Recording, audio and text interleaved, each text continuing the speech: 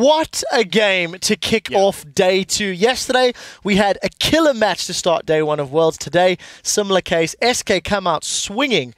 Definitely a marked improvement. Let's talk picks and bans, team compositions. Monty, you were not particularly sold by TPA and what they put together. No. I mean, they won this game, but and obviously team compositions aren't anything. They outplayed and kind of out-rotated their opponent in the mid lane when that whole Baron skirmish happened, and then they forced them back and kind of took the inhibitor as a result. But when we're actually looking at the picks and bans here, the issue is that they're riding a very small power spike with their Siege, with Lucian and Syndra, and Janna really does nothing. They only have one form of engage, which is a Syndra stun, which was why it took them so long to close. They couldn't really get a team fight. They got a nice fight when SK was in the Baron pit, but other than that, there's not a good way for them to actually win the game.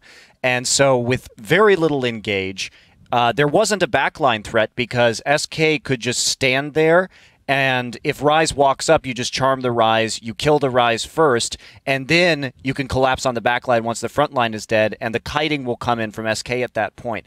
So there's no point to the Janna. You're not going to have a good disengage, and you don't have engage either. You don't have really good siege.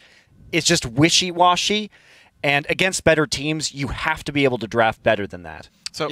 I want to cut you off because I'm exactly opposite to your opinion here, which is that I actually love the Janna a lot because we don't see her much, but my read on her is this. Number one, I think she is the best support in the game at 20 minutes because that is when she gets level 9 and she has a 50 attack damage shield to put on a 1-item AD carry. And when you've got a Lucian who does so much physical spell damage, he is far and away the strongest champion in the map with a Janna shield on him. And we saw that timing window, the 22 minutes they come in, Syndra can one-shot somebody, the Kha'Zix has power spike with the Brutalizer. They've got so much darn damage there that things just blow up. And Syndra is enough engage against champions that squishy where no one's really come online yet, and that team turns into, by the way, we've got a late game Ryze, by the way, late game Kha'Zix, and then even Lucian was actually building a Blade of the Rune King so we could deal with Mundo late game as well. So this kind of team turns on at 20 minutes and then grows. And I thought it was a wonderful team comp that eventually just builds into an unstoppable team. It helped that SK walked into a number of Syndra stunts as well. Crepo, let's add here, we'll keep this conversation rolling. I know we had a couple of replays coming, so I'm going to keep it short. I would have still preferred a Thresh for multiple reasons, just for like extra engage or just Thresh Syndra looking for picks.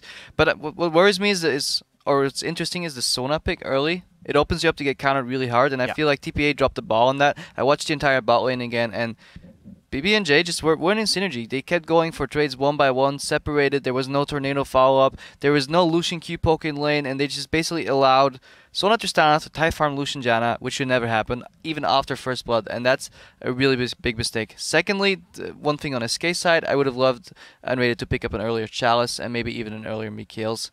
Because he didn't even build that after finishing his locket. I really think he needed kills. There's a theme on the analyst desk, Crepo disliking support build orders. Prolly, we haven't heard anything from you. I want you to take me through our first replay. Let's pull this up. First of all, Gilius deserves a high five. His early game presence was a marked improvement from yesterday's games, and SK put a lot of focus on dragons. Let's roll this clip out and Prolly talk us through it. So I really like this fight specifically for Jez's positioning. You can see him coming around the back right now, and right now he just disappears. TP has no idea where he goes, and this kind of gives them a lot of indecision, and they don't know what to do. At this point, Wins jumps in right when they see Ahri, and you see the rest of them in the pit. They're just too scared to move out with Ahri behind them, and now it's Freddy and Jezzy's just closing in on these threes without, much escape, and it's just kind of TPA not really making that decisive decision early, and now it's up to SK kind of to pick and choose who they kill first. Yeah, you were talking about the fact that you felt TPA was maybe just trying to get away from him. Do you still feel the same after rewatching the replay? Yeah, rewatching it really did seem they were more scared of Ahri, and then once they saw Ahri, they were like, this Mundo's in front of us and we don't want to touch him. Yeah, he managed to run a wreck. Now, before we move on to the next replay, what's your take on the game? I see you wanted to chime in while the disagreements were happening. TPA, they sort of fell behind early, but they strategically outplayed SK and got control back.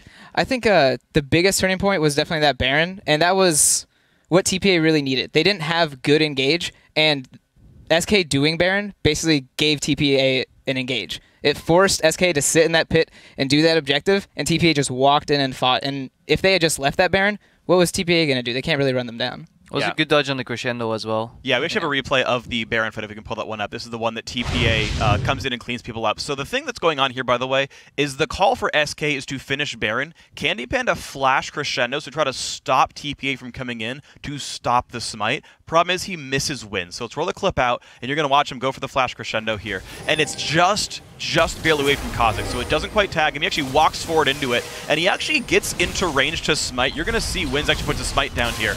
It's just a little bit too early is all. But at this point, it's a big misplay. So Sona's out of mana, no Chalice. Candy Panda also flashes the wall. He's so afraid. Realizes, oh wait, I'm not dead. Rocket jumps back in, but by now it's already too late. As Jess is flashed out himself and can't get back in. And so it's a really, really badly coordinated fight by SK. It's of course easy then for TPA to clean up the rest. I just want to add in very quickly, Morning, this is his second professional game on Syndra. For TPA, when they have played Syndra in the GPL, it is Chowie that has been playing it. He pulled out Syndra yesterday for the first time. That was a great stun. And yes, positioning gets made easier, but he hit those stuns multiple times throughout the game. Yeah, Justice also didn't even have his ult. He had already burned it before that fight started, so that was another problem. Yeah, adding on to that the crescendo wasn't down for the fight. I completely understand what went through in Raider's head there. Like a lot of times people call burn Baron, okay, support goes Stalin, but what are you going to do once you get the Baron? If you're 2 ultis down against that team coming in at you, that desperately, like Probably said, needs an engage, and basically you become their engage, then it's going to get really hard. Final thoughts, Monty, before we move on? Yeah, and that's the thing. You know they don't have engage, so you don't flash to engage. You wait for them to walk into you. You use the crescendo as a counter engage, tie up their front line. That way the Janna never does anything because she's too busy protecting the back line that doesn't need protecting. You burn down Ryze, then you just follow up and clean up. Well, definitely a game that got the analyst desk talking. Very exciting. All right, LPL's Edward Gaming and the international wildcard team at Dark Passage are preparing for our second game of the day. And I think we're actually going to take a look in at the venue in a moment. We can actually see Name, the rest of the team in their practice room, getting themselves ready. Dark Passage will also be taking to the Rift. They're squeezing in some time on the games. We'll be back in a second, guys.